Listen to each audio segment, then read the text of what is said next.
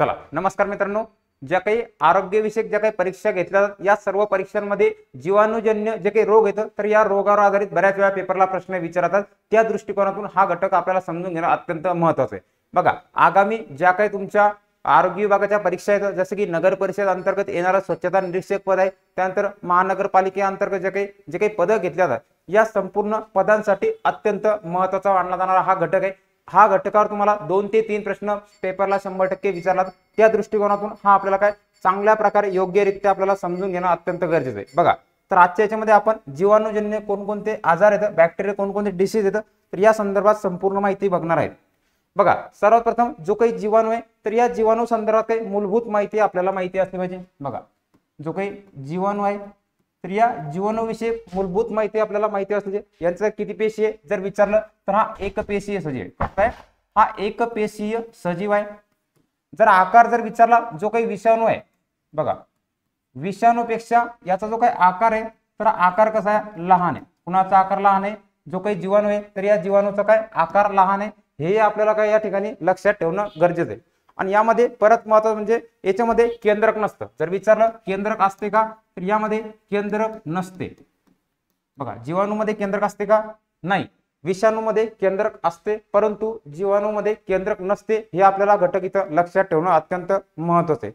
म्हणजे केंद्रक नसल्यामुळे जे काही याच्यामध्ये जे काही गुणसूत्र आहेत, बघा जे काही गुणसूत्र येतं तर हे गुणसूत्र काय पूर्णपणे मुक्त असतात। काय असतात, मुक्त असतात। केंद्र गुणसूत्र काय पूर्णपणे मुक्त असतात। हाही घटक आपल्याला इथं लक्षात ठेवायचा आहे। त्यानंतर पुढचं याच्या संदर्भात मूलभूत माहिती म्हणजे जीवाणूंना चांगली अशी कोणती पेशी रचना असते। बघा, जीवाणू जे येतं त्या जीवाणूमध्ये एवढं काही नसलं तरी यांच्यामध्ये काय पेशी रचना असते। बघा, काय पेशीय रचना आपल्याला आढळून येते। म्हणजे त्याच्यात काय थोडक्यात पेशीय रचना असते। हे घटक इथं लक्षात ठेवायचं आहे, कारण की याच्यावर बऱ्याच वेळा मागच्या जे काही स्वच्छता निरीक्षक पद आहे, आरोग्य विभाग भरती आहे, त्यानंतर MPW जे काही ANM JNM हिवताप जे बहुउद्देशीय सेविका आहेत या सर्व परीक्षांमध्ये या घटकावर प्रश्न विचारले। त्यामुळे एवढे याच्या संदर्भात आपल्याला मूलभूत प्राथमिक स्वरूपाची माहिती लक्षात घेणं अत्यंत गरजेचं आहे। क्लिअर इथपर्यंत? बघा, त्यानंतर याच्यामध्ये काय काय कोणत्या गोष्टी असतात, जसं की पेशी भित्तिका असते। बघा, काय असते, पेशी भित्तिका। पेशी भित्तिका आपल्याला काय जीवाणूमध्ये आढळून येते। तसंच याच्यामध्ये पेशी पटल सुद्धा असतं। बघा, पेशी पटल सुद्धा काय यामध्ये आपल्याला पाहायला मिळते किंवा याच्यामध्ये काय आपल्याला आढळून येते। त्याचबरोबर पेशी अंगके म्हणजे जे काही पेशी अंगके याच्यामध्ये एवढे जे घटक येतात हे संपूर्ण घटक आपल्याला काय जीवाणूमध्ये पाहायला मिळतात। याच्यामध्ये हे संपूर्ण काय आढळून येतात। एवढं मूलभूत स्वरूपाची माहिती तुम्हाला लक्षात घेणं अत्यंत गरजेचं आहे। परंतु विचार जर केला आपण, जीवाणू हे काय फायदेशीर पण असतात। लक्षात घ्या, जीवाणू कसे असतात जर विचारलं तर जीवाणू हे संपूर्ण फायदेशीर असतात। म्हणजे काही बाबतीत जर विचार केला हे फायदेशीर नाहीत, परंतु बरेचसे जीवाणू जे येतात तरी जीवाणू काय आपल्या शरीरासाठी फायदेशीर असतात। बघा, अजून याच्यामध्ये माहिती लक्षात ठेवताना हे कसे येतं, हे संपूर्ण फायदेशीर येतं। बघा, फायदेशीर हे आपल्याला काय असतात। बघा, याच्या विरुद्ध महत्वाचं म्हणजे पृथ्वीवर सगळ्यात जास्त जर विचार केला थोडक्यात की मानवापेक्षा सुद्धा काय हे जास्त दिवस आपल्या याच्यामध्ये जगू शकतात। जीवन काय मानवापेक्षा जीवनकाळ जास्त आहे यांचा। काय मानवापेक्षा जो काही जीवनकाळ आहे, जीवनकाळ कसा आहे हा जास्त स्वरूपाचा आपल्याला पाहायला मिळतो। त्याचबरोबर हे जे येतं हे प्रत्येक ठिकाणी आढळतं। म्हणजे हवेमध्ये सुद्धा पाहायला आपल्याला आढळून येतात, अवकाशामध्ये सुद्धा आढळतात। जे काही सॅटर्न आम्ल आहे कशामध्ये, म्हणजे प्रत्येक ठिकाणी काय जीवाणू हा जीवन जगू शकतो। याच कारणामुळे काय जे काही मनुष्य मानव वर्ग आहे तर मानवापेक्षा जीवनात जे काही जीवन येतं तर यांचं अस्तित्व जास्त दिवस आपल्याला पाहायला मिळते। क्लिअर? बघा, त्याचबरोबर याचा जर फायदा आहे की जे काही सिंहाधारीय जे काही वनस्पती येतात त्या सिंहावर्गीय वनस्पतींमध्ये जे काही जीवाणू येतं ते आपल्यासाठी महत्त्वपूर्ण असतात। जसं की जे काही रायबोझोम्स आहे, बघा रायबोझोम आहे तर हा काय जीवाणू हवेतील जे काही नायट्रोजन आहे तर हे नायट्रोजन हवेतील नायट्रोजन स्थिर करण्यासाठी आपल्याला काय याची मदत होते। म्हणजे हा आपल्यासाठी काय महत्त्वाचा सुद्धा मानला जात असतो। बघा, त्यानंतर मातीमध्ये सुद्धा ऍक्टोबॅक्टीन जो काही जीवाणू आहे तर या जीवाणू अंतर्गत सुद्धा काय नायट्रोजन स्थिरीकरण हवेतील घडून आणलं जातं। म्हणजे दोन्ही जे जीवाणू येतं हे आपल्यासाठी काय अत्यंत महत्त्वाचे आहेत। एवढी मूलभूत स्वरूपाची बॅक्टेरिया संदर्भातली आपल्याला माहिती असायला पाहिजे। एवढी तुम्हाला स्वच्छता निरीक्षक पद असो किंवा तुमचं आरोग्य सेवक सेविका जे काही MPWचे जे पद आहे किंवा इतर जे काही आरोग्य परीक्षा आहेत किंवा MPSC या सर्व सरळ सेवेच्या आणि MPSCच्या परीक्षांसाठी हा घटक महत्वाचा आहे, एवढी माहिती लक्षात ठेवणं गरजेचं आहे. क्लिअर. बघा आता पुढच्या याच्यामध्ये बघताना आपल्याला सुरुवातीला संपूर्ण माहिती बघत चालायची. सुरुवातीला आपण जो काही क्षयरोग आहे, जो काही TB आहे, तर या TB संदर्भात आपल्याला संपूर्ण माहिती जाणून घेऊ, जे की येणाऱ्या संपूर्ण परीक्षांसाठी तुम्हाला अत्यंत महत्त्वपूर्ण आहे.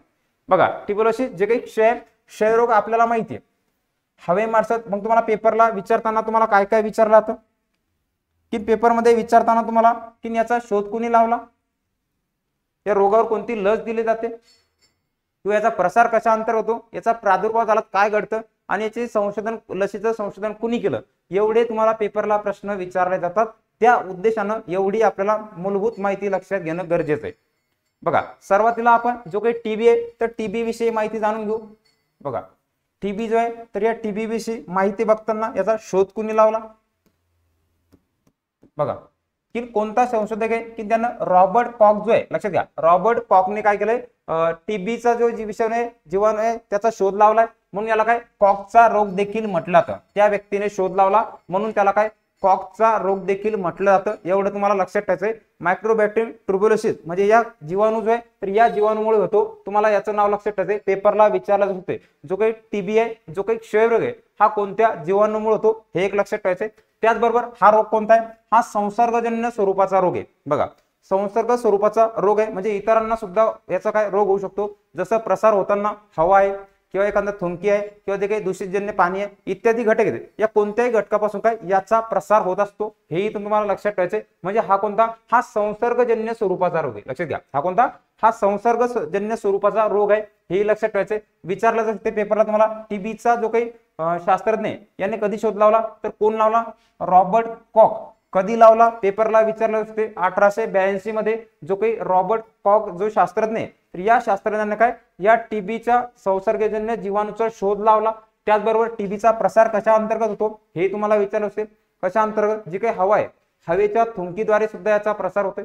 जे काही दवबिंदू आहे हवेमार्फत किंवा पाण्याचे हे याच्या मार्फत प्रसार होतोय. जे काही दूषितजन्य जे काही इतर घटक आहेत तर त्यांच्याद्वारे सुद्धा काय TBचा प्रसार होत असतो. रक्तामार्फत सुद्धा इतरांना दिलं तरी सुद्धा काय तुम्हाला TB या ठिकाणी होत असतो. हे एक तुम्हाला प्रसार लक्षात ठेवायचा आहे. त्याचबरोबर तुम्हाला जर विचारलं की प्रादुर्भाव, लक्षात घ्या कोणत्या शरीरातील कोणते ऑर्गन्स आहेत, कोणते अवयव आहेत की त्यांना याचा परिणाम जाणून येतो आपल्याला लवकर.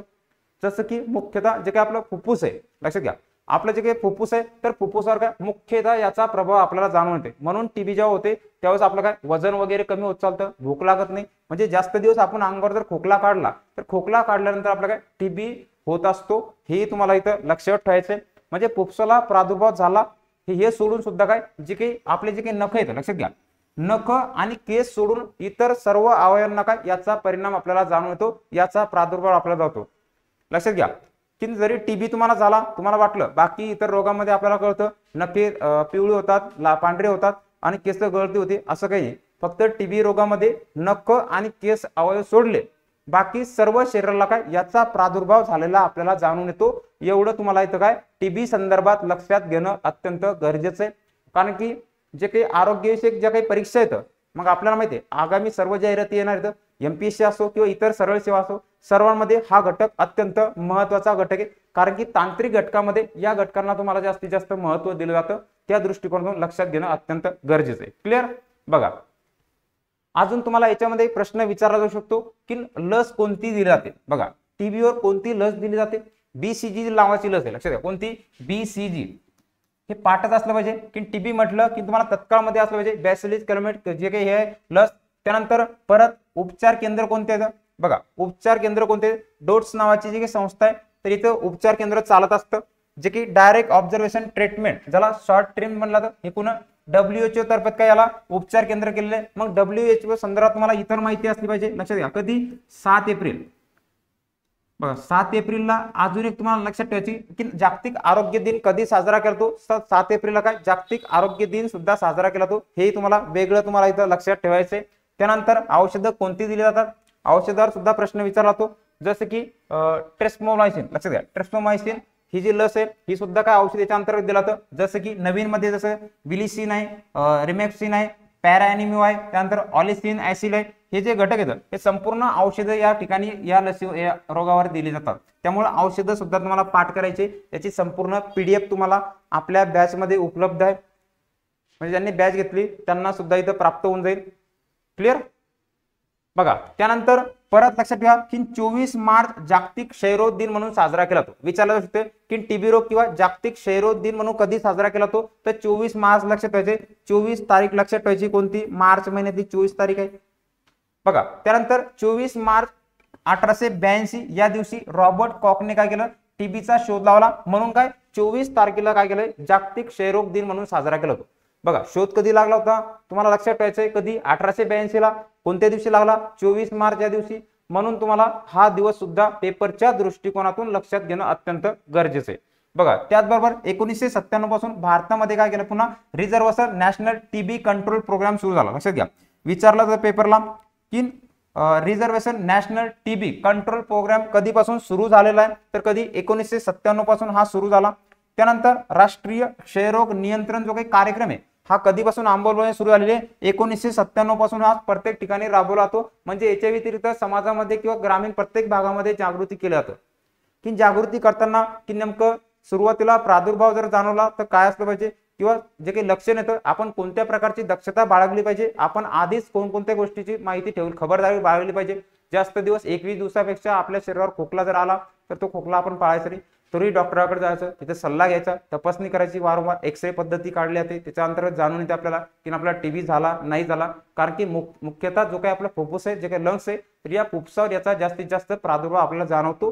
कारण की याच्यानंतर जे काही संपूर्ण अवयव होतं तर अवयवानंतर याचा हळूहळू प्रमाणात काय परिणाम आपल्याला जाणवायला सुरुवात होत असते। त्यामुळे मुख्यतः सर्वप्रथम आपल्याला काय याच्याबद्दल दक्षता घेणं, आणि जर जाणवलं तर त्या ठिकाणी काय योग्य ते लस किंवा औषधाची काय आपण उपचार पद्धती कार्यक्रमाला काय सुरुवात करायला पाहिजे। क्लिअर? बघा त्यानंतर डोस जे काही केंद्र येतं तर या कार्यक्रमाअंतर्गत प्रत्येक ठिकाणी प्रोग्राम राबवला जातो, लोकांना माहिती दिली जाते। बघा त्यानंतर विचारा तुम्हाला संशोधन कोणी केलं? टीबी संदर्भात कोणती संशोधन संस्था आहे? तर national institute of research tuberculosis चेन्नईची संस्था आहे। कुठे? तेलंगणामधील चेन्नई या ठिकाणची संस्था आहे। हे सुद्धा तुम्हाला इथं लक्षात ठेवायचे। एवढी प्राथमिक मूलभूत स्वरूपाची माहिती तुम्हाला क्षयरोग या रोगाव्यतिरिक्त काय तुम्हाला माहिती असायला पाहिजे। क्लिअर इथपर्यंत?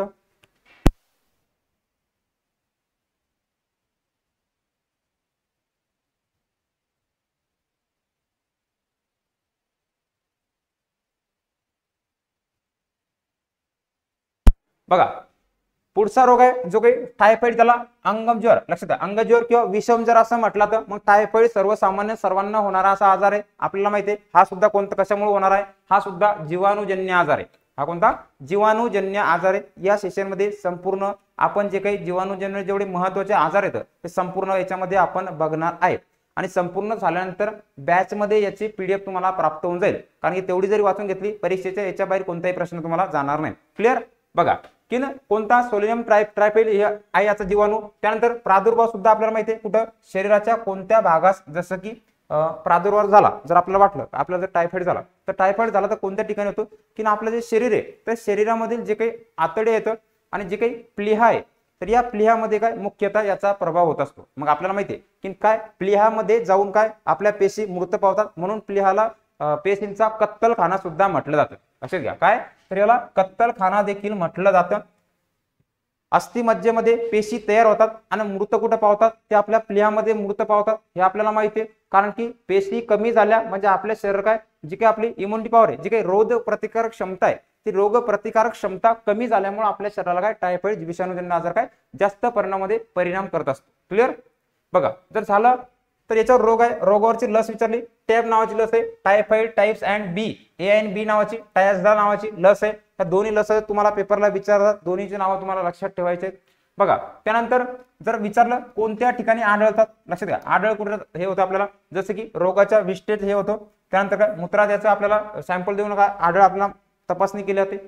बघा निदान जर करायचं असलं तर निदान करण्यासाठी निदान विडल टेस्ट केली जाते। बघा विडल नावाची टेस्ट आहे, तर या टेस्टद्वारे आपल्याला कळू येते की आपल्याला विषम जर झाला आहे का नाही झाला, तर हे काय प्राथमिक आपल्याला मूलभूत माहिती असली पाहिजे। म्हणजे पेपरच्या दृष्टिकोनातून सुद्धा माहिती असायला पाहिजे, दैनंदिन आपलं सुद्धा आयुष्य बाकी आहे, आपल्या घरच्या सुद्धा आपल्याला मूलभूत जे काही लक्षण येतं तेवढी लक्षणं तुम्हाला लक्षात ठेवणं अत्यंत गरजेचं आहे। क्लिअर?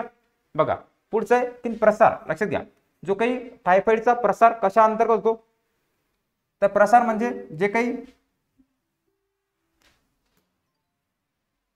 बघा प्रसार जो आहे तर प्रसार रुग्णांची उलटी आहे किंवा मलाद्वारे काय, त्याचबरोबर जे काही पाण्यामार्फत किंवा दूषित अन्न जे आहे तर या अन्नामार्फत काय इतरांना याचा परिणाम जाणून येतो. म्हणजे आजार प्रसार जर आहे, एखाद्याला उलटी झाली किंवा मलद्वारे किंवा हे जर पाण्यामध्ये पसरलं किंवा दूषित पाणी आहे तर दूषित पाण्यामुळे आपल्याला काय विषमज्वर हे आपल्याला होत असतो, हे लक्षात ठेवायचे. त्यानंतर लक्षणं म्हणजे कोणती लक्षणं, मग प्रत्येक रोगाची काहीतरी लक्षणं असतात. मग आपल्याला माहिती आहे काही चिन्ह आपल्याला जाणून येतात, काही लक्षणं असतात की आपल्याला हे झालं म्हणजे आपल्याला डॉक्टरकडे न जाता सुद्धा आपल्याला काही मूलभूत माहिती कळत असते. बघा लक्षणं म्हणजे भूक मंदावणे, पहिले सुरुवातीला 4 पोळ्या खात होता आता 2 पोळ्या खातोय म्हणजे भूक कमी झाली. त्याचबरोबर डोकेदुखी, त्यानंतर अंगदुखी, हातपाय दुखल्यासारखे वाटणे, मळमळ होणे, त्यानंतर अतिसार, डायरिया, हगवण लागण्यामध्ये हे सुद्धा काही याचे लक्षण आहेत. त्याचबरोबर जर का टायफॉइड झाला ताप ही 104 फॅरेनहाइट अंशपर्यंत काय चढतो आणि दुपारा काय जास्त असते. लक्षात घ्या दुपारच्या वेळ टायफॉइड जर झाला तर ही सकाळ संध्याकाळपेक्षा दुपारच्या वेळेमध्ये सर्वाधिक ताप असते.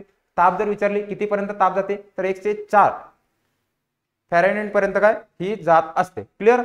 बघा त्यानंतर आहे औषध जर विचारलं कोणते औषध की कोलोमायसिन, बघा कोरोलामायसिन नावाचं औषध आहे. त्यानंतर कोरोमॅकिन, निकॉल हे आहे. तर हे 2 स्वरूपाचे काय औषध हे झाल्यानंतर काय आपल्याला देत असतात, हे आपल्याला लक्षात ठेवणं गरजेचं आहे. क्लिअर.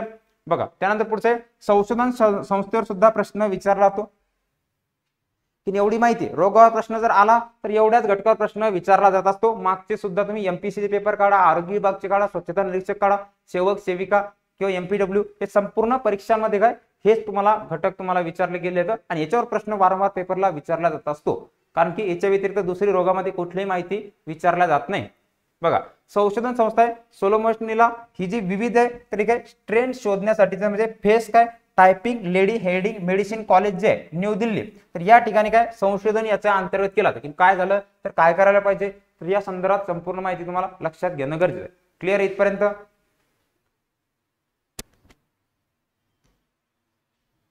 बघा हे दोन्ही रोग. अजून पुढचा रोग बघायचा आपल्याला कुष्ठरोग.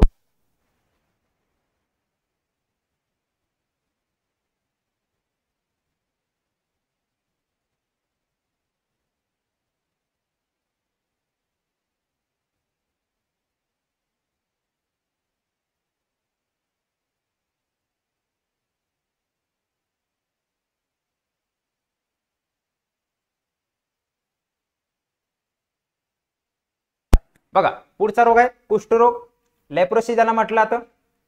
बघा की कुष्ठरोगामध्ये काय जी आपली जी त्वचा आहे, ही त्वचा का आपल्याला लालसर स्वरूपाचे चट्टे आपल्याला पडत असतात. चित्रामध्ये तुम्ही बघू शकता हा काय कुष्ठरोग आहे. मग कुष्ठरोग सुद्धा काय हा सुद्धा जीवाणूजन्य स्वरूपाचा रोग आहे.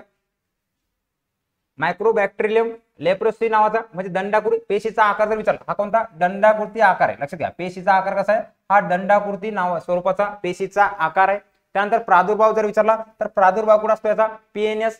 बघा जसं की परिघीय जी काही चेता संस्था आहे आपली, तर या चेते संस्थेवर याचा परिणाम होतो. मुख्यतः जसं की डोळ्यावर आपला परिणाम असतो, त्वचा आहे किंवा अस्थि आहे म्हणजे हाडे आहेत, या हाडांवर काय याचा प्रादुर्भाव आपल्याला कुष्ठरोगाचा जाणून येत असतो. मूलभूत लक्षणं म्हणजे की जसं की त्वचेद्वारे त्वचेवर पट्टे पडणे, आपली जी त्वचा आहे मग त्वचेवर काय चट्टे पडणे म्हणजे पट्टे पडणे. थोडंसं बघा चित्रामध्ये त्वचा स्किनवर लाल आहे किंवा चमडी गेल्यासारखं वाटणं, जळल्यासारखं वाटलं, तर हे याचे लक्षण आहेत.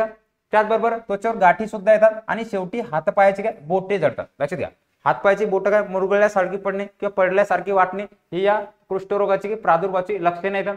त्यानंतर प्रसार जर विचारला, हा या रोगाचा प्रसारासंदर्भात माहिती की जी काही हवा आहे तर हवेमार्फत सुद्धा काय या जीवाणूचा प्रसार होत असतो. लक्षात घ्या हवेमार्फत सुद्धा काय जीवाणूचा प्रसार इथं होत असतो. क्लिअर. बघा त्यानंतर दूषित वस्तूमधून ज्या काही दूषित वस्तू येतात म्हणजे आपण एक जी काही वस्तू आहे त्या वस्तूला स्पर्श केला तर स्पर्शेद्वारे सुद्धा काही ते जीवाणू आपल्या शरीरावर परिणाम करतात, आपल्या शरीरावर काय येत असतात. त्यामुळे दूषित वस्तूपासून सुद्धा काय याचा प्रसार होत असतो. त्यानंतर या रोगाच्या अवस्था तुम्हाला पेपरला विचारतात. बघा पेपरच्या दृष्टिकोनातून तुम्हाला लक्षात ठेवायचे की कुष्ठरोगाच्या किती अवस्था येतात, तर कुष्ठरोगाच्या 3 अवस्था आहेत. लक्षात घ्या किती 3 अवस्था पेपरच्या दृष्टिकोन फक्त लक्षात ठेवायचे. विचारलं कुष्ठरोगाच्या किती अवस्था येतं, 3 अवस्था येतं. मग 3 अवस्था कोणत्या हे आपल्याला माहिती असायला पाहिजे, ज्या की पेपरला तुम्हाला विचारले जात असतात. बघा की पहिला जीवाणूचा शोध कोण लावला, डॉक्टर जीएस ऑर्मन हॅन्सन. लक्षात घ्या कोणतं डॉक्टर जीएच हर्सन यांनी हर्सन यांनी लावलाय. नॉर्वे मधील यांनी लावला, म्हणून या रोगास हॅन्सन डिसीज, लक्षात घ्या काय हॅन्सन डिसीज असं सुद्धा म्हटलं जातं. पेपरला प्रश्न तुम्हाला विचारला जातो की हॅन्सन डिसीज कोणत्या आजाराला म्हटलं जातं, मग पर्याय तुम्हाला विचारला जाईल, जसं की कुष्ठरोग आहे, विषमज्वर आहे, त्यानंतर आपला हे आहे क्षयरोग आहे किंवा काळा आजार आहे. क्लिअर बघा. त्यानंतर हा रोग संसर्गजन्य रोगापैकी सर्वात कमी संसर्गजन्य, लक्षात घ्या हा कोणता आहे कमी संसर्ग आहे. म्हणजे बाकी जर विचार केला आपण की जो काही टीबी आहे तर टीबीचा प्रसार कसा जास्त प्रमाणामध्ये होतो, पण त्या स्वरूपात जर विचार केला तर याचा जो जीवाणू आहे हा काय कमी स्वरूपाचा आहे, याचा प्रसार कसा आहे हा कमी स्वरूपामध्ये प्रसार असणारा रोग आहे. त्यानंतर विचारलं पुढचं महत्वाची बाब की भारतात सर्वाधिक कुष्ठरोगी होते, लक्षात घ्या कुष्ठरोग जो आहे तर हा काय भारतामध्ये सर्वात जास्त प्रमाणामध्ये होता विचारलं. त्यानंतर WHO न काय जे काही वर्ल्ड हेल्थ ऑर्गनायझेशन जी संस्था आहे, जागतिक आरोग्य संस्था, या संस्थेने सांगितलं की भारतातून या रोगाचं काय निर्मूलन आता झालेलं, म्हणजे भारतामध्ये आता हा रोग दिसत नाही जास्त प्रमाणात, थोड्या प्रमाणात जरी असला तरी पूर्वीच्या काळामध्ये जास्त रोगी होते. आता या रोगाचं प्रमाण काय भारतामधून कमी सांगितलं. कोणी सांगितलं वर्ल्ड हेल्थ ऑर्गनायझेशन, जी काही वरिष्ठ जी काही जागतिक आरोग्य संघटना ही संस्था तुम्हाला जागतिक रोग आहे नाही या बाबतीत आपल्याला सांगत असते. क्लिअर बघा. पुढचं आहे की उपचार पद्धती कोणती आहे की जर झाला आजार मग झाल्यानंतर उपचार काय करायला पाहिजे तर MTD मल्टी ड्रग्स थेरपी, लक्षात घ्या MTD मल्टी ड्रग्स थेरपी याचा वापर करतो. यामध्ये DDS आणि ड्रॅप्सोन रिफॉर्मिसिन, ड्रॅप्सोन क्लोरोमॅझिन, प्रोटोमॅझिन आणि इथानोमायझिन इत्यादीचा काय वापर याच्यामध्ये केला जातो. गोळ्याचे नाव तुम्हाला औषध पद्धतीचे नाव लक्षात ठेवायचे आहेत. त्याचबरोबर पुढचं आहे की संशोधन संस्था कोणती, मग कोणी संशोधन केलं, कोणती संशोधन संस्था आहे बघा की संशोधन संस्थेमध्ये बघताना संशोधन संस्था की central leprosy teaching and research institute कुठलं आहे चेन्नई तामिळनाडू मधलं, तर ही काय याच्यावर संशोधन करते. कधीची संस्था येते 1924 पासून काय ही संस्था स्थापन झाली, तेव्हापासून कार्य करते. कशा संदर्भात कुष्ठरोग जो आहे तर कुष्ठरोगा संदर्भात कार्य करते. त्यानंतर पुढचं आहे की भारतात 1983 पासून या रोगाच्या निर्मूलनासाठी काय कार्यक्रम सुरू करण्यात आले, लक्षात घ्या की जनजागृती करायची, प्रत्येका संदर्भात आपण कोणत्या प्रकारची खबरदारी बाळगली पाहिजे, काय उपचार पद्धती केली पाहिजे, प्राथमिक स्वरूपात जर लक्षणे जाणवले तर कोणता उपचार करायचा, या बाबतीमध्ये संपूर्ण जनजागृती करण्याचा जो काही कार्यक्रम आहे तर भारतात 1983 पासून या कार्यक्रमाला काय सुरुवात झालेली आहे. हा सुद्धा तुम्हाला पेपरच्या दृष्टिकोनातून अत्यंत महत्वाचा असा मुद्दा आहे. क्लिअर बघा. पुढच्या संदर्भात माहिती अजून इतर म्हणजे की 1955 मध्ये हॅडप्सन, लक्षात घ्या डॅप्सन जे आहे तर डॅप्सन यांनी एका औषधावर आधारित मोनोथेरपी म्हणजे राष्ट्रीय कुष्ठरोग नियंत्रण कार्यक्रम सुरू केलेला आहे. बघा कुणी केला विचारला जाऊ शकते, कधी केला तर 1955 मध्ये डॅप्सन जे आहे त्यांनी एक औषध आहे, या औषधावर आधारित मोनोथेरपीचा काय कुष्ठरोग नियंत्रण कार्यक्रम सुरू केलेला आहे. एवढी तुम्हाला कुष्ठरोगा संदर्भात माहिती पेपरच्या दृष्टिकोनातून लक्षात ठेवणं गरजेचं आहे. आणि बॅच मध्ये काय याची PDF टाकली, त्यामुळं 2-4 वेळेस वाचून घ्या, सहजरित्या तुमचे काय लक्षात राहून जाईल. क्लिअर. चला बघा पुढचा रोग आहे आपल्याला जीवाणूजन्य कोणता प्लेग.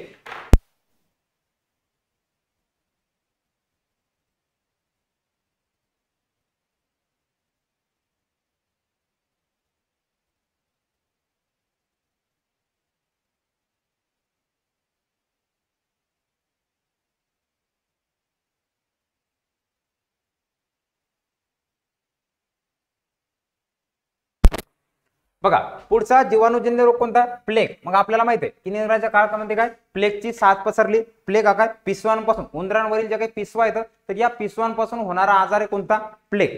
चित्रामध्ये बघू शकता की उंदीर तुम्हाला लक्षात ठेवायचं, प्लेग म्हणलं तत्काळमध्ये तुम्हाला आठवलं पाहिजे उंदरापासून होणारा आजार आहे. कशापासून, उंदरावरील ज्या काही पिसा असतात या पिसांपासून होणाऱ्या आजारासाठी बघा कोणता जीवाणू आहे एरेसिने पेस्टिस. बघा लक्षात घ्या पेस्टिस, त्यानंतर बॅक्युलर पेस्टिस जे काही हे आहे जीवाणू आहे तर या जीवाणूपासून आजार होतो. जर विचारलं याचा सुद्धा आकार कसा आहे गोलाकृती कसा आहे तर याचा सुद्धा आकार काय दंडाकृती आकाराचा काय हा जीवाणू आहे. त्यानंतर प्रसार विचारला की उंदरावर आढळणारे पिसवा आहेत रॅट फॅट जे म्हणला जातं याच्यापासून होतो. त्यानंतर प्रादुर्भाव कुठं असतो जसं की फुफ्से आहेत आपल्या, ज्या काही काखा आहेत किंवा जांगा आहेत यावर काय याचा परिणाम आपल्याला होत असतो. बघा शरीरावर तुम्हाला विचारलं ते की कोणत्या ठिकाणी याचा परिणाम होतो किंवा प्रादुर्भाव कोणत्या ठिकाणी आढळतो हे तुम्हाला लक्षात ठेवायचंय. जसं की फुफ्फुस आहेत, फुफ्फुसावर सुद्धा याचा परिणाम होतो. ज्या काही आपल्या काखा आहेत जांगा आहेत तर या ठिकाणी काय याचा परिणाम होत असतो. त्यानंतर याचं जर विचारलं की प्लेगचे किती प्रकार पडतात, पेपरला विचारला तर मग प्लेगचे प्रकार तुम्हाला माहिती असले पाहिजे की किती स्वरूपाचा प्लेग आहे आणि किती याचे प्रकार पडतात. बघा की याचे 3 प्रकार आहेत. किती? 3 प्रकार. मग 3 प्रकार कोणकोणते? जसं की ब्युबॅनिक प्लेग आहे ज्याला लासिका ग्रंथीचा दाह होतो, लक्षात घ्या. लॅक्टोनळी जे आहे की काय जे की लासिका आहेत आपल्या ह्याच्या ग्रंथी येतं, तर या ग्रंथीचा काय दाह या ठिकाणी होत असतो.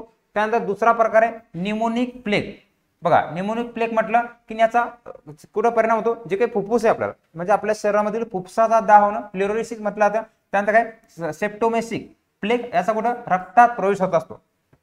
म्हणजे 3 प्रकार आहेत. जर झाला एकूण जर आपल्याला योगायोग झाला प्लेगचा हे झाला तर याचे प्रकार 3 आहेत. तर या स्वरूपाचे प्रकार आहेत. तर यावर उपचार पद्धती काय करायला पाहिजे, जसं की सल्फाइड ड्रग्स, त्यानंतर ट्रिप्सोमायसिन आहे, ट्रेस्मोसायक्लिन आहे आणि क्रोलोमायसिन आहे. बघा क्रोलोमायसिन आहे. तर या काय 3 स्वरूपाचे काय महत्वाचे औषध येतं. तर या औषधाची नावं तुम्हाला लक्षात ठेवायची. पेपरला तुम्हाला विचारला ते कोणते औषध दिले जाते. क्लिअर. बघा परत महत्वाचं एक दुसरं लक्षात घ्या की विचार पेपरच्या दृष्टिकोनातून की जी काही लस आहे, लक्षात घ्या की प्लेग वरील लस आहे ती कोणती लस आहे, प्लेग लस. लक्षात घ्या कोणती, प्लेग लस. नाव तुम्हाला सहजरित्या लक्षात राहून दे. प्लेग म्हटलं ऑप्शन मध्ये दिसलं प्लेग लस, कारण की बऱ्याच वेळा एखाद्याला असं वाटतंय की नावं तेच दिलं म्हणजे ते आवश्यकते का, काय जाणून बुजून टाकलं, काही बनवण्याचा प्रयत्न का, असं काही नाही. त्याचं कोणती लस आहे, प्लेग लस ही दिली जाते. आणि महत्वाचं म्हणजे हा आजार एकदा होऊन गेला की हा आजार पुन्हा आपल्याला होत नाही. बघा जीवाणूमधून जो काही काजण्या जो आजार आहे आपला, तर काजण्या आजार सुद्धा मानवाला एकदा संपूर्ण जीवनामध्ये एकदा होऊन गेला तो पुन्हा होत नाही. तशाच स्वरूपाचा आजार आहे जो की प्लेग आजार आहे. हा सुद्धा एकदा होऊन गेला की पुन्हा आपल्याला कधी होत नाही, मेलं तरी होणार नाही, अशा स्वरूपाचा काय हा आजार आहे. क्लिअर. बघा संशोधन संस्था तुम्हाला विचारते की कोणतं, Hopkin institute for training research and testing Mumbai. लक्षात घ्या कोणतं टेस्टिंग जे काही एजन्सी आहे की जे काही संस्था आहे, ऑर्गनायझेशन आहे, तर ही काय याच्या अंतर्गत संशोधन करतं. कधीची संस्था ही स्थापना विचारली होते, कधीची 1899 ची काय याची स्थापना आहे. क्लिअर. चला बघा पुढचा आजार आहे पटकी. कॉलरा पटकी जो आजार आहे तर पटकी संदर्भात हा सुद्धा काय तर हा सुद्धा जीवाणूजन्य आजार आहे. कोणता आजार आहे, हा सुद्धा जीवाणूजन्य स्वरूपाचा आजार आहे. याला व्हिबोक्री कॉलरी. लक्षात घ्या काय व्हिबोक्री कॉलरी या नावाचा जीवाणू आहे. तर या जीवाणूपासून हे आजार होते. प्रसार आपल्याला माहिती आहे कोणतं आहे की हा सुद्धा काय दूषित पाणी, जे दूषित पाणी आपण पितो, म्हणजे संपूर्णतः विचार केला की जो काही पावसाळ्याचा हे आहे, पावसाळ्याचा जो काही ऋतू आहे किंवा पावसाळ्याच्या कालावधीमध्ये याचा परिणाम आपल्याला जास्त प्रमाणात पाहायला येतो. त्याचबरोबर जे काही अन्न आहे, दूषित अन्न किंवा जे काही नासलेलं अन्न आहे, खराब झालेलं अन्न आहे, तर या अन्नामार्फत सुद्धा जर हे झालं तर याच्या अंतर्गत सुद्धा याचा प्रसार होत असतो. जर हा आजार झाला तर प्रादुर्भाव कुठे असतो की प्रादुर्भाव मुख्यतः जे काही अन्ननलिका आहे आपली, अन्ननलिका आणि जे काही आतडी आहेत तर या आतड्यांवर याचा मुख्यतः प्रादुर्भाव आपल्याला पाहायला मिळतो किंवा मुख्यतः आपल्याला आढळून येतो. बघा लक्षणे कोणते तर लक्षणे बघताना जसं की डिहायड्रेशन आहे, मळमळ होणे आहे किंवा अतिसार होणे. बघा डिहायड्रेशन किंवा मळमळ, अतिसार हे दूषित पाण्यामुळे होणारे आजार आहेत, आपल्याला लक्षात ठेवायचे आहेत. त्यामुळं हे कॉमन काही असे जे काही लक्षण आहेत तिथं तुम्हाला कन्फ्युजन होऊ शकते की प्रश्न तुम्हाला पेपरला असा सुद्धा एखादा विचारू शकतो की किती आजार, खालीलपैकी किती आजार येते की त्या आजारामध्ये मळमळ होणे, डिहायड्रेशन होणे ही लक्षणं आपल्याला पाहायला मिळतात. कारण की TCS IBPS ज्या परीक्षा येतात तर या परीक्षेमध्ये तुम्हाला फिरून असा प्रश्न तुम्हाला विचारला जाऊ शकतो. बघा पुढचं महत्वाचं म्हणजे शिगेल्ला बॅलिसस. लक्षात घ्या शिगेल्ला बॅलिलस ही जीवाणू हागवणीवर कारणीभूत असतो. लक्षात घ्या कोण हागवणीवर कारणीभूत असतो विचारलं तुम्हाला नाव लक्षात ठेवायचं कोणतं, शिगेल्ला बॅलिलस हा कोणता जीवाणू आहे, तर हा जीवाणू काय हागवणीवर कारणीभूत असतो, नाव लक्षात ठेवायचे. त्यानंतर लस जर विचारली कोणती तर हाफकिनची लस आहे. लक्षात घ्या की हाफकिन जो आहे तर या हाफकिनने जी लस निर्माण केलेली आहे तर ही लस काय या रोगांवर दिली जाते. उपचार कोणता आहे तर उपचारमध्ये ORS. लक्षात घ्या काय ORS याच्या अंतर्गत दिला जातं, जसं की ओव्हर रिहायड्रेशन सोल्युशन हा घटक याच्यामध्ये असतो. त्याचबरोबर सोडियम क्लोराईड आहे, ग्लुकोज आहे आणि पोटॅशियम क्लोराईड आहे. बघा ORS मध्ये तुम्हाला विचारलं असते काय कोणकोणते घटक असतात, जसे की ग्लुकोज असते, सोडियम क्लोराईड असते, पोटॅशियम क्लोराईड, एवढे घटक तुम्हाला काय ORS मध्ये आपल्याला आढळून येतात, हे लक्षात घ्या. त्यानंतर पुढचं आहे ट्रायप्सोमोडियम सायट्रिक, याला जीवन संजीवनी देखील म्हणून ओळखलं जातं. बघा की पूर्वीच्या काळामध्ये संजीवनी ज्यावेळेस मध्ये संजीवनी बुटी, संजीवनी जडीबुटी, तर त्या स्वरूपामध्ये काय ट्रायस्मोसोडियम सायट्रेट जे आहे तर याला जीवन संजीवनी देखील म्हटलं जातं, कारण की संपूर्ण घटक आपल्याला काय ORS मधून प्राप्त होतात, त्यामुळे त्याला काय संजीवनी देखील म्हटलं जातं. विचारलं असते आरोग्यविषयक तुम्हाला मध्ये की जीवन संजीवनी मध्ये कोणत्या याला ओळखलं जातं, कोणतं औषध आहे किंवा कोणतं घटक आहे, तर काय ट्रायस्मोसोडियम सायट्रेट हे जे घटक आहे तर याला काय जीवन संजीवनी असं ओळखलं जातं. औषध जर का तुम्हाला पटकी आजार झाला तर हे झाल्यानंतर तुम्हाला कोणतं औषध दिलं जातं, टेट्रासायक्लिन. लक्षात घ्या काय टेट्रासायक्लिन या नावाचं औषध दिलं जातं, एवढं तुम्हाला लक्षात घ्यायचं आहे. त्यानंतर पुढचा पेपरला तुम्हाला प्रश्न कोणत्या याच्यावर विचारत होतो, इथं सुद्धा तुम्हाला संशोधन जी काही संस्था आहे तर संशोधन संस्था कोणत्या याच्या संदर्भात कार्य करतं, तर यामध्ये नॅशनल इन्स्टिट्यूट क्लोराला अँड एंट्रोनिक डिसीज कोलकाता 1962 ची जी संस्था आहे तर ही संस्था काय पटकी या रोगावर काय आतापर्यंत संशोधन करत आहे आणि यावर काय संशोधन केलेलं आहे. क्लिअर.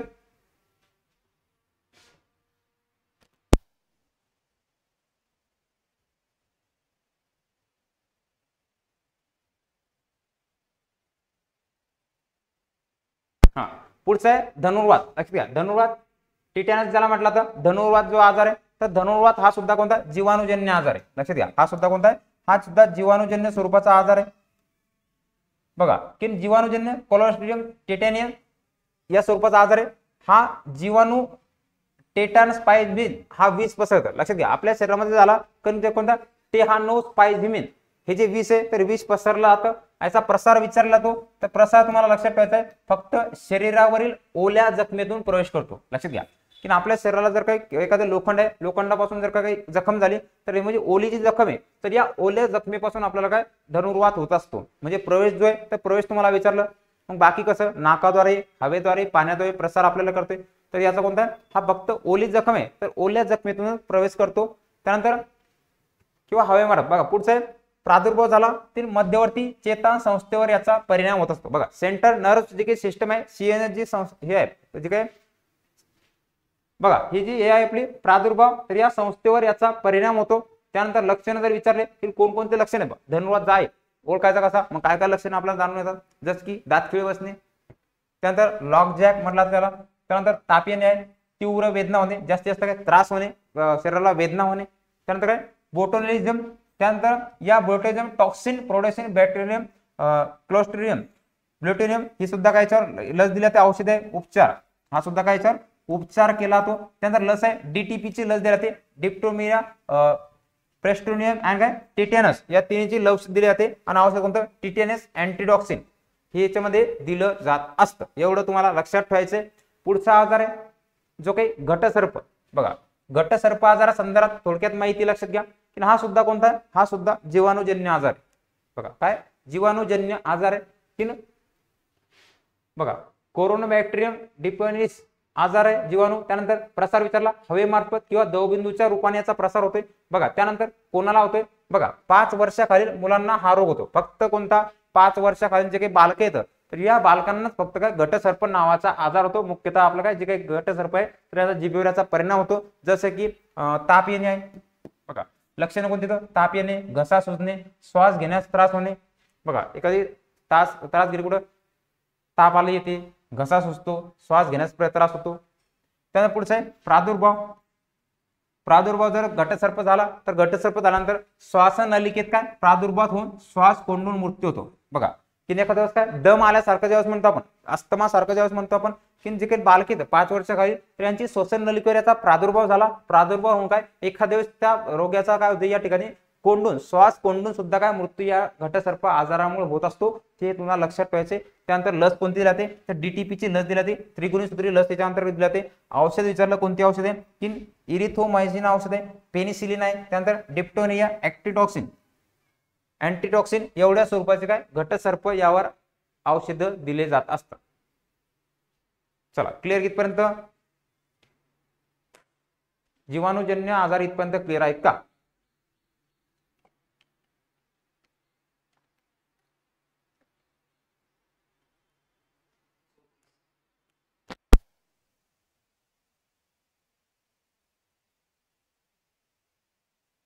बघा पुढचा कोणता आहे महत्वाचा आजार की डांग्या खोकला. डांग्या खोकला जो आजार आहे तर डांग्या खोकला हा सुद्धा जीवाणूमुळे होणारा आजार आहे.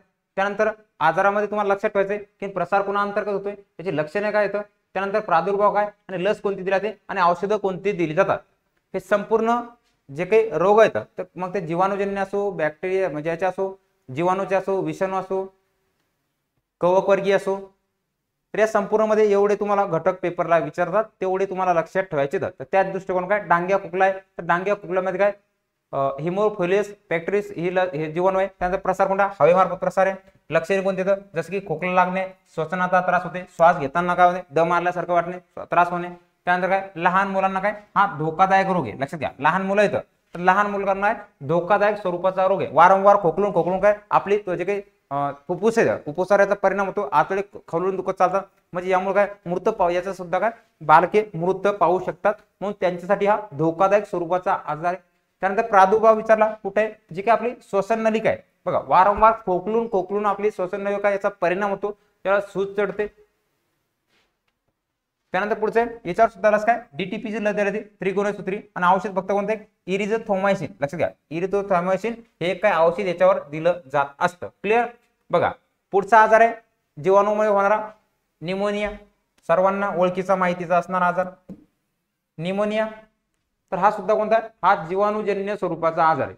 हा कोणता जीवाणूजन्य स्वरूपाचा आजार आहे. निमोनिया झाला काय होते बघा की जीवाणूमुळे होणारा आजार आहे. मग कोणता डिकंडोसिस निमोनिया. त्यानंतर हा जीवाणूमुळे आणि विषाणूमुळे पण होत असतो. महत्वाची बाब फक्त इथं महत्वाचा हा कोणता, हा जीवाणूमुळे सुद्धा होतोय बघा, जीवाणू प्लस विषाणू या दोन्हीमुळे आजार कोणता होतो तर निमोनिया आजार होत असतो. निमोनिया बघा उदाहरण जसं की सार्स आहे, जसं की कोविड-19 जो आहे तर हा काय निमोनिया विषामुळे होतो. हे वेगळं लक्षात ठेवायचंय. प्रसार विचारला कशामुळे, दूषित हवेद्वारे होतो किंवा जी काही थुंकी आपली थुंकीद्वारे सुद्धा काय निमोनियाचा प्रसार होत असतो. मग टीबी आपल्याला आपण बघितलं विषम जो आहे हे सुद्धा आजार कसे येतं, हे सुद्धा हवेद्वारे याचा होतो. त्यानंतर पुढचे लक्षणे विचारले जातात की कोणकोणते लक्षणे, जर आजाराचा जाणवला तर कसा ओळखायचा, मग लक्षणे प्राथमिक कोणते, श्वास घेण्यास त्रास होणे, ताप येणं किंवा थंडी वाजणं. बघा श्वास घेतोय आपण तर श्वास घेताना त्रास जाणवायला लागला किंवा आपल्याला थंडी वाजत असेल ही कोणती, ही निमोनियाची लक्षणे आहेत. त्यानंतर पुढचे प्रादुर्भाव काय, तर प्रादुर्भाव फुफ्फुसावर होतो. लक्षात घ्या प्रादुर्भाव कुठे होतो, याचा जे काही आपले फुफ्फुस आहेत लंग्स आहेत तर या फुफ्फुसावर याचा परिणाम होतो. त्यानंतर लस विचारला तर अजूनपर्यंत यावर लस उपलब्ध नाही. बघा कोणता आजार आहे की जीवाणूमुळे होणारा कोणता आजार आहे की ज्यावर अजूनही लस उपलब्ध नाही, हे तुम्हाला पेपरला विचारला जाऊ शकते. कारण की हा महत्वपूर्ण एक घटक आहे की बाकीवर सगळं आपल्याला माहिती आहे, लस आहे तर लस आहे तर आपल्याला माहित नाही कोणते, परंतु हा असा आजार आहे की निमोनियावर काय कोणती लस अजूनपर्यंत उपलब्ध नाही. निमोनियावर काय कोणतीही आतापर्यंत लस उपलब्ध नाही, परंतु आपण आधीपासून जे काही हे आहेत बघा की याच्यावर फक्त झाला तर आपण काय त्याला औषध देऊ शकतो. जसं की पेनिसिलिन औषध आहे, सल्फोनेमायसिन औषध आहे, इरिथ्रोमायसिन औषध आहे. आपले हे जे औषध आहे तर हे औषध काय आपण देत असतो. मग लक्षात लस नाही, मग आपल्याला आधीच जर वाटलं आपल्याला जर श्वास घ्यायला त्रास होतोय किंवा आपल्याला जर का थंडी वाजत आहे किंवा आपल्याला ताप होत आहे तर आपल्याला काय निमोनिया झाला असं गृहीत धरून आपण डॉक्टरांकडून योग्य त्या स्वरूपाचा काय सल्ला घेणं उपचार घेणं अत्यंत गरजेचं आहे. क्लिअर. बघा त्याचबरोबर डबल निमोनिया म्हणजे दोन्ही, लक्षात घ्या जर विचारलं डबल निमोनिया झाला म्हणजे काय झाला की त्याला विषाणू सुद्धा याच्यामध्ये आलेले आहेत आणि जीवाणू मिळाले, त्या दोन्हीमुळे जो आजार होतो त्याला काय डबल निमोनिया असं म्हटलं जातं. बघा मित्रांनो आजचं जे हे आपलं लेक्चर आहे तर या लेक्चरमध्ये आपण संपूर्ण जीवाणूजन्य आजार बघितले. बघा याच्यामध्ये काय संपूर्ण जीवाणूजन्य स्वरूपाचे आजार आपण बघितलेले आहेत. याची संपूर्ण पीडीएफ तुम्हाला ऍपमध्ये उपलब्ध होऊन जाईल. भेटूया पुढच्या सेशनमध्ये, तोपर्यंत नियमितपणे काळजी घ्या, नियमितपणे अभ्यास करा.